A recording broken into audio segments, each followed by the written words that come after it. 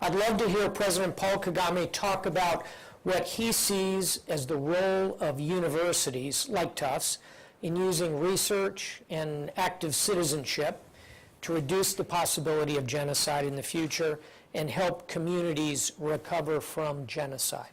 So the role of universities, Mr. President.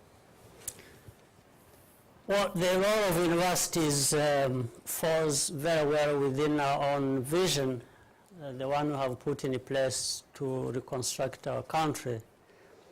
And that is about investing in people as a major resource by which and on which we can develop our nation in many ways, both social, economic, and even political transformation. But here we find that there are two things. I don't wish to mix them up. The role of university is mainly through collaborations we can forge with universities like Tufts and be able to build our own capacities at home, help this social and economic transformation, which is very critical. Mm-hmm. And at the same time, this supports other processes to happen, political and other processes, because with people who are educated, informed, you stand a better chance for better management of all issues concerning the management of a society, including politics. But genocide cannot be construed or understood to be originating from just an educated population.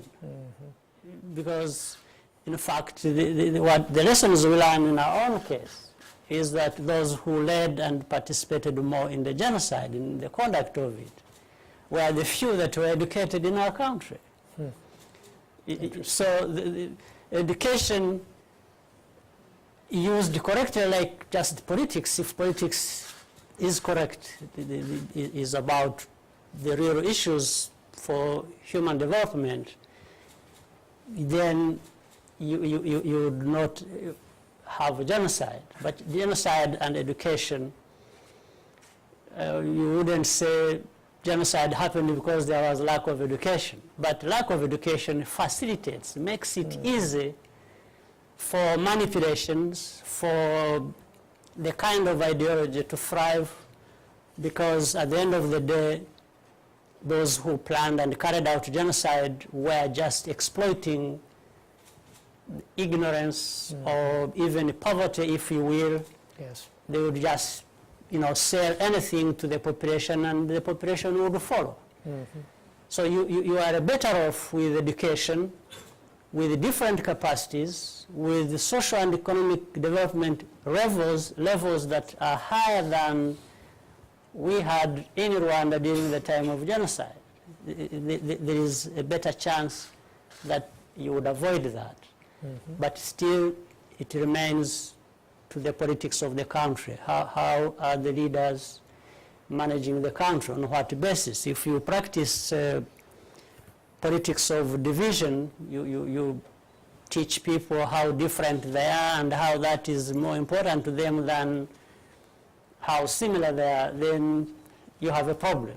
So, but back to the point, Tufts University or universities and through education institutions in Rwanda through collaboration, we want to develop these capacities required in order for good politics to thrive and have a better country than we have had in our past. Thank you. You mentioned in the course of your response the role of business and economic indicators, and that plays into a question from one of our faculty members here at Tufts. I would like to know about President Kagame's plans to encourage private investment, both foreign and domestic, in Rwanda.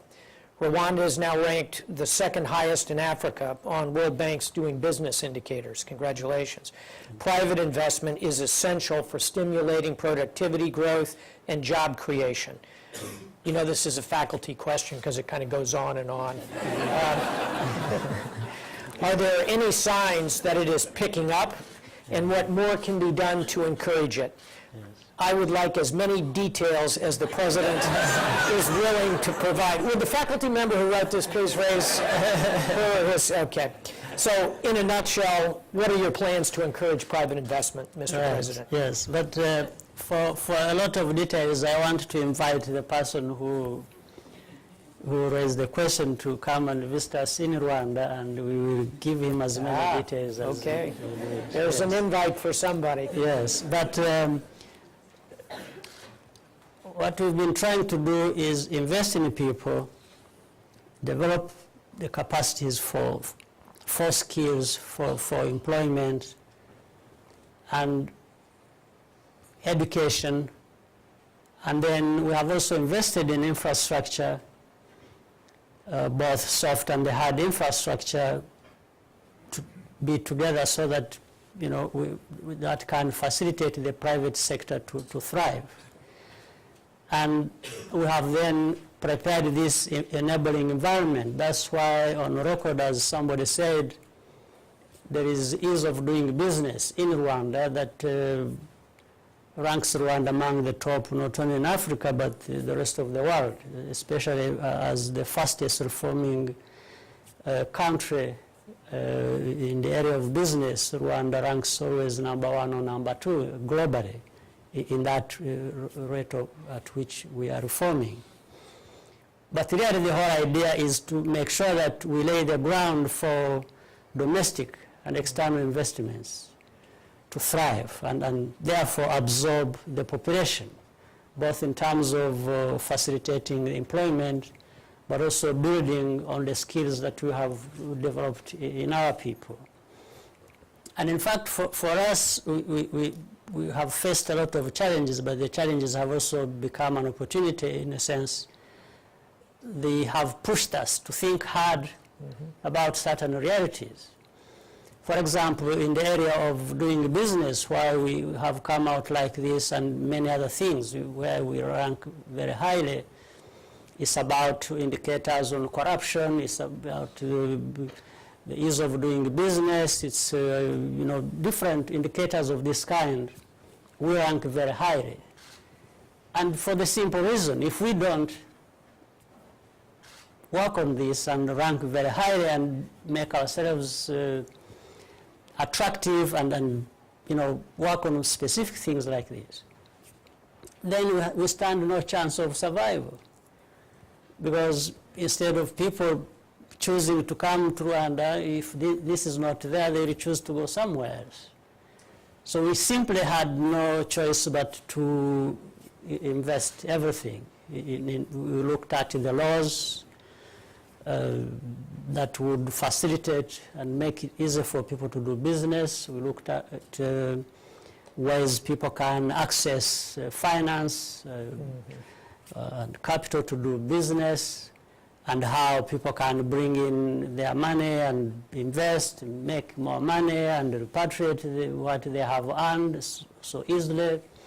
So the rule of law that is there to make sure that this happens to the comfort of the investors and the country where the investments are made have all been put in place. And the details are as many as I'm sure the person who raised the question may witness when he visits Rwanda. Sounds good. A final question, and this one from a student. And you mentioned earlier the need to invest in human capital as among your key priorities. This question is, young people are such a large demographic in Rwanda and, of course, in East Central Africa generally. Can you talk to us about the challenges of putting in context recent events for the young Rwandese? Yes, let me just give you some figures.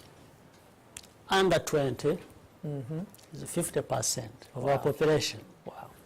We are now close to 12 million people, and under 20, 0 to 20, is 50% of our population. Under 30 is 71%. Wow. Now, this is is a huge opportunity as well as it has challenges. And therefore, the management of it is what either will make it a problem or make it an opportunity. In one sense, if you have 50% of the population who are not encumbered by this history I was talking about, it's a wonderful thing. Yeah. Yes, they are just Rwandans. They are thinking about their future. They are thinking about how they can benefit each other and not anything that mirrors our past.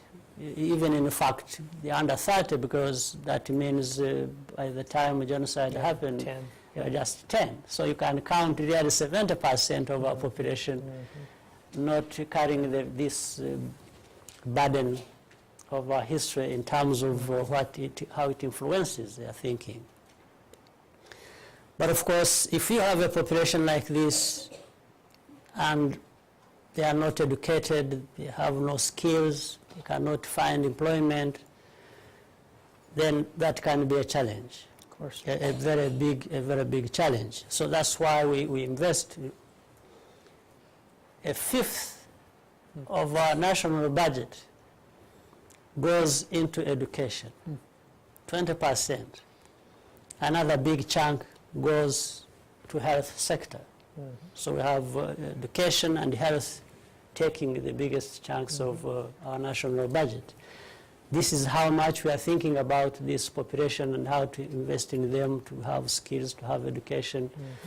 That's one way, in fact, an institution like this would be very helpful, chipping in and giving their contribution as we have already had, and that is happening. It's a wonderful thing. So this is really what we are trying to do. It's our vision, it's our problem, but it's also our solution. Yes. Thank you. Well, with that, I'd like to open it up, and we have some microphones that are circulating. To whom can I give the opportunity to ask a question? Right here, first hand up, young lady in the middle. So take a moment to pass the microphone. Please identify yourself by background position so the president has a sense of who you are, please. Hi, my name is Cleo Murphy-Garrett. I'm in my 4th year here, and I spent some time in Rwanda last year. First of all, thank you for coming and speaking with us and taking our questions. I appreciate it. My question is, there was a recent reconciliation program that came under fire in the media when it prompted Hutu children born after the genocide to apologize to Tutsis on their parents' behalf. I'm curious as to how a program like this is conducive to building a Rwandan national identity and how it can aid reconciliation when it seems to perpetuate divisive identities. Right. I think the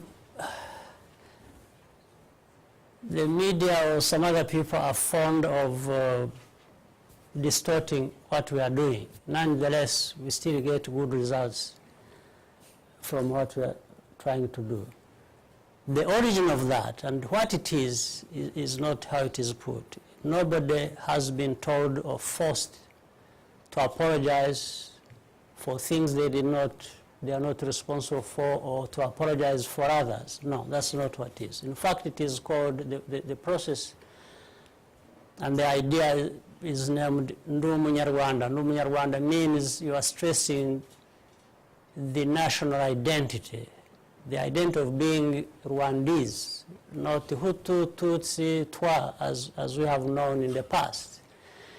And under that, across the board, Rwandans are saying what is on their mind, and they are given an opportunity, even for those who may actually feel, one, that people committed a crime in their name, because that's what happened in 1994. When these killings we are talking about happened in 1994, and what was on the radio and how the whole population was being mobilized, it was being mobilized in the name of an ethnic group. So this is not a secret. It was out there. It is known. And it was one section of the population being mobilized in the ethnic name to kill another ethnic group in the same community of Rwandans.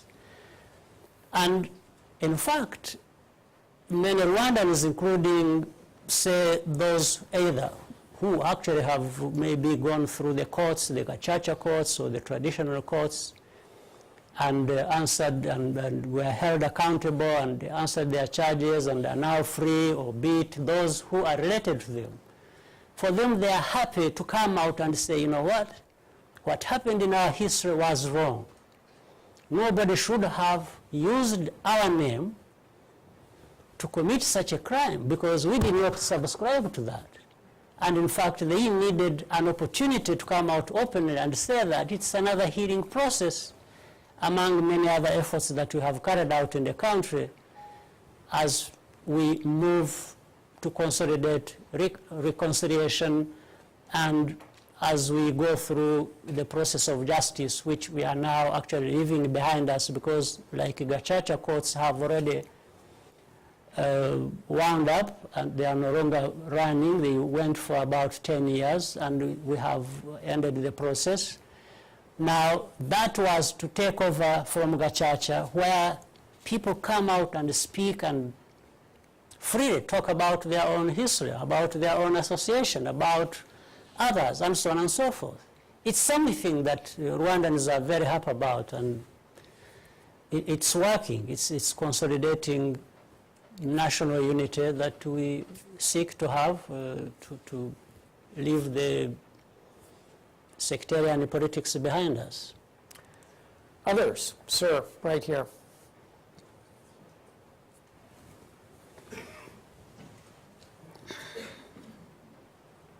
Thank you. Thank you, Mr. President. My name is Samuel Gebru. I'm an Ethiopian American and I live here in Cambridge. And my question to you is in regards to regional and continental integration. So similarly to doing business in Rwanda, could you talk a little bit about, because I know Rwanda now has a common pass program with some of your neighboring countries. What is your vision for maybe a continental program? Because some countries moving from one place to another as an African citizen, there's a lot of hurdles to get into another country. What are your thoughts on that, and how can Africa be more conducive to intra-Africa trade and investment? Very good question. In the East African region, we have an East African community of 135 million people. That is Kenya, Uganda, Tanzania, Burundi, and Rwanda together. We've been working toward integration, where we come together more or less as eventually we hope to have a political federation. But today we have a customs union, it's one common market, we are moving to another step of monetary union where we could have one currency operating across the 5 countries and hopefully with the political federation. There have been other efforts in other regions of the continent. Some are working faster than others. Like in West Africa, they have a grouping called ECOWAS, which seems also to be holding together and moving quite well. It's taking long, but I think they are moving steadily forward. There are other groupings in the southern part and the northern part and so on and so forth, but some ahead of others in this process of integration. But the whole idea really is it's good for the whole of Africa to be together. But you can't just have 54 countries all together all of a sudden or in a fortnight. You have to probably have these regional groupings come together eventually and to serve the whole continent. For Rwanda, in the East African region, Rwanda's practices come way ahead of some of the other members. For example, on the particular question which you raised that is very important, free movement of people across Africa. So what we have done ourselves in Rwanda is to allow every and any African to visit, come in, get out, there is no problem of a visa. You get the visa at the airport. While in most of the other places, to get a visa to travel to that place may take you weeks, months, or you may never even get it. And of course, if you don't work on the freedom of movement of people, then intra-African trade gets more complicated also. You don't realize as much. In fact, today it is very evident across Africa, intra-African trade contributes only 17%. 17% is very low. So the potential, if we were at 80% or 90%, is huge, even before we think about attracting other investments from outside of the continent. So this is how we stand, and we keep emphasizing it. We work within the African Union to raise the importance of this, but some people are still lagging behind others. Thank you. How about somebody over here? How about this young lady right here? Hello, Mr. President Kagame. My name is Aram. I'm from Ghana. I'm in my second year here at Tufts.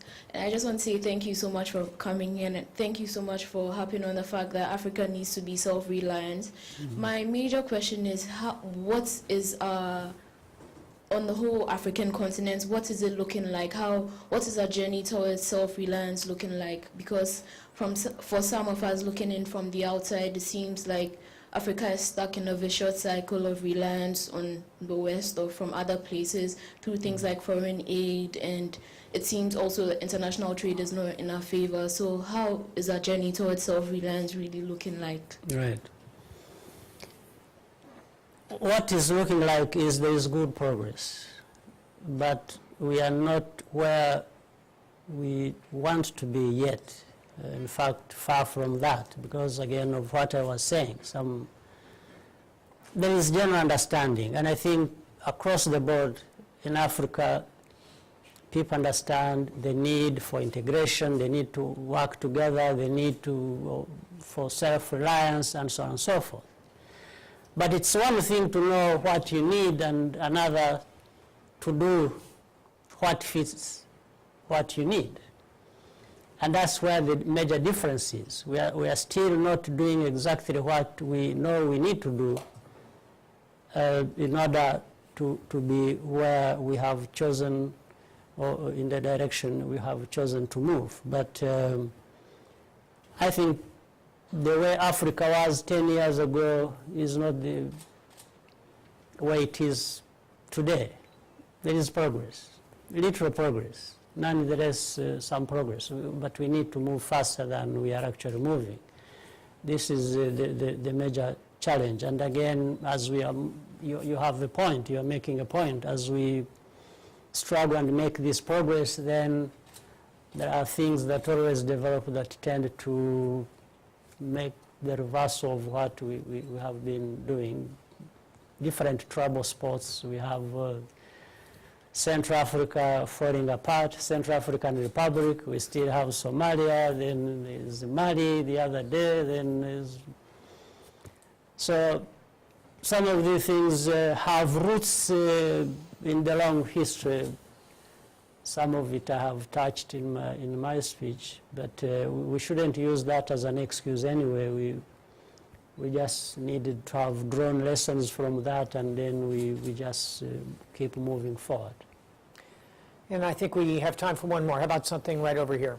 This gentleman. Sure. Hello. Thank you, sir, for being here today. It's quite a pleasure. My name is Randall Quinn, and I'm a graduate student here at the Fletcher School of Law and Diplomacy.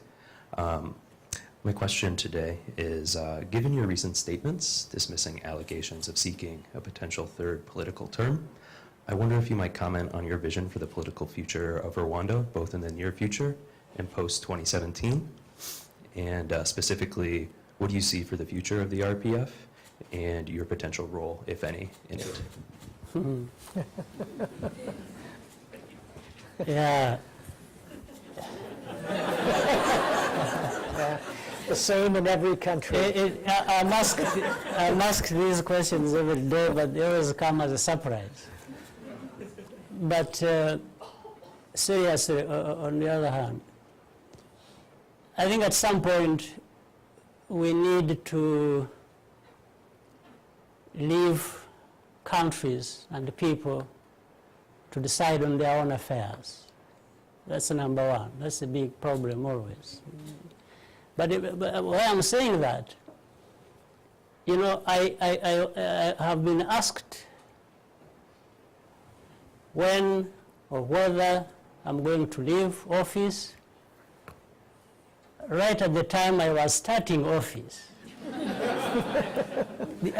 So every year that passes, I've been asked, are you leaving? When are you leaving? It's as if I'm there just to leave. No, I'm there to do business entrusted in me by Rwandans. These Rwandans made their choice. We've gone through a lot of hardships. We've trying to rebuild our country, and I think, as I said earlier, we need to learn to be serious about dealing with our problems. And of course, we are not insensitive at all to the world we live in. Rwanda cannot be an island. Rwanda is a small country, part of Africa, but also part of this world